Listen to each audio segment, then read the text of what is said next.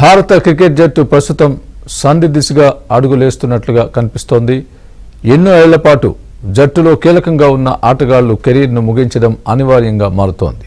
ఇప్పటికే దిగ్గజ spinner Ravichandran Ashwin retirement ప్రకటించాడు. మరోవైపు రోహిత్ శర్మ, విరాట్ కోహ్లీల భవితవ్యం మీద ప్రశ్నలు తలెత్తుతున్నాయి. ఇదే సమయంలో రవీంద్ర జడేజా తన కెరీర్ విషయంలో ఎలాంటి నిర్ణయం తీసుకుంటాడు, సెలెక్టర్లు అతనితో ఎలా వ్యవహరించబోతున్నారు అన్నది ఇప్పుడు ఆసక్తికరంగా మారింది.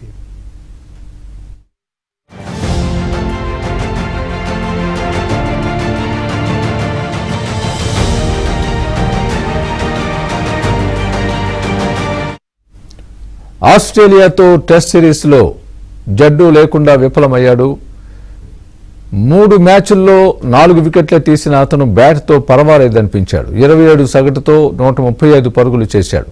జడేజా ఇంతకు ముందులా బంతిని తిప్పలేకపోతున్నాడు.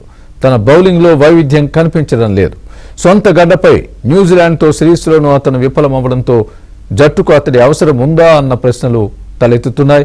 తాజాగా జడేజా సిడ్నీలో చివరగా ఆడిన టెస్ట్ మ్యాచ్లో వేసుకున్న తన టెస్ట్ జెర్సీ తాలూకు ఫోటోను ఇన్స్టాగ్రామ్లో అభిమానులతో పంచుకోవడంతో టెస్టులకు అతను గుడ్ బై చెప్పేశాడా అనే చర్చ జరుగుతోంది.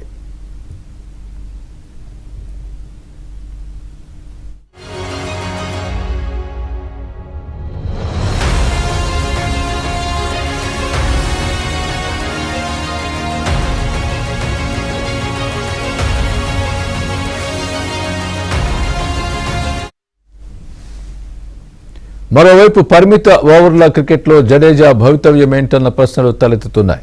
నేడు టీ20 ప్రపంచ కప్ గెలిచిన భారత జట్టులో జడేజా సభ్యుడు. కానీ ఆ టోర్నీలో తన ప్రదర్శన అంతంత మాత్రమే.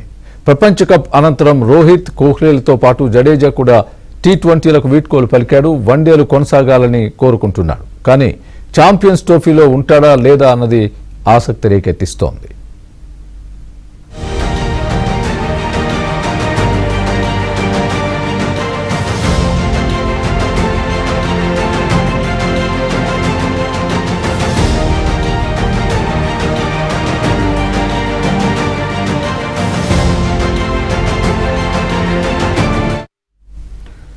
కోచ్ గంభీర్ 2027 ప్రపంచ కప్ దిశగా యువ రక్తంతో వన్డే జట్టును నింపాలని భావిస్తున్నట్టు తెలుస్తోంది. దీంతో సీనియర్లతో ఎంతో కాలం కొనసాగకపోవచ్చు. కాబట్టి ఈ ఫార్మాట్లో రోహిత్, కోహ్లీలతో పాటు జడేజాల రిటైర్మెంట్ దగ్గరలోనే ఉండొచ్చు.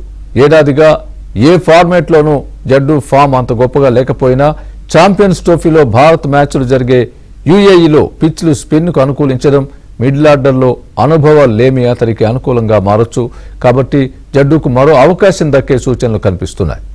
ఈ టోర్నీ మాత్రం రోహిత్, కోహ్లీలతో పాటు జడేజా కూడా పరిమిత ఓవర్ల క్రికెట్కు గుడ్ బై చెప్పే అవకాశాలున్నట్లు చెబుతున్నారు.